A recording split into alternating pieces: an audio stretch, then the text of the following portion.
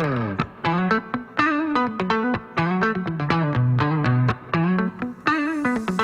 細聽我講，呢個係而家喺韓國發生緊嘅事，全球首個韓國脫髮人因被發現，你嘅頭髮亦都會喺3日內感受到奇蹟，喺短短3日內令你嘅網紅打開，同你嘅頭髮變得有工作嘅奇蹟。呢個正正就係貼線硬幣拼到上面發生嘅事，細心聽，仔細聽，你嘅煩惱今日就會結束。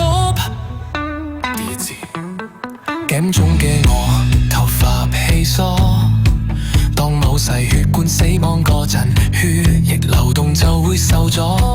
我曾經係一個自信嘅年輕人，而家孤獨感越嚟越深。食煙同即是食唔好嘅選擇，我嘅身體失去咗營養，我嘅健康亦都下降咗。頭髮變得稀疏，頭皮是積進，頭皮嘅細血管變差緊。而家我知道脫髮嘅原因，由於某細血孔破壞而脫髮，但又希望貼士幣幫到我會再次搵到自己當年。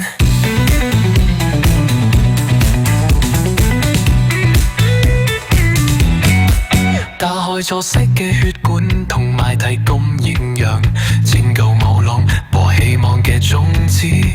我只係執日就感受到變化，頭皮嘅血液循環，我嘅頭髮亦都活返嚟。睇住我，另一個我，變化經態，透過運動同營養，保持頭皮健康。當某細血管變得更強壯，我等咗好耐嘅日子將會到來。而家我知道脫髮嘅原因，由於某細血管破壞而脫髮，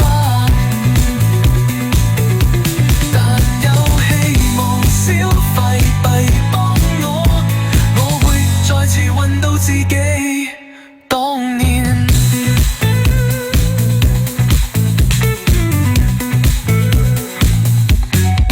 忘記疲憊嘅過去，唱出希望，我會用色色嘅努力去救嗰個堂。當你頭髮長咗，頭皮少咗，夢見再次搵到你失去嘅頭。我可以再笑，我可以抬頭，我失去嘅頭髮可以再次發光。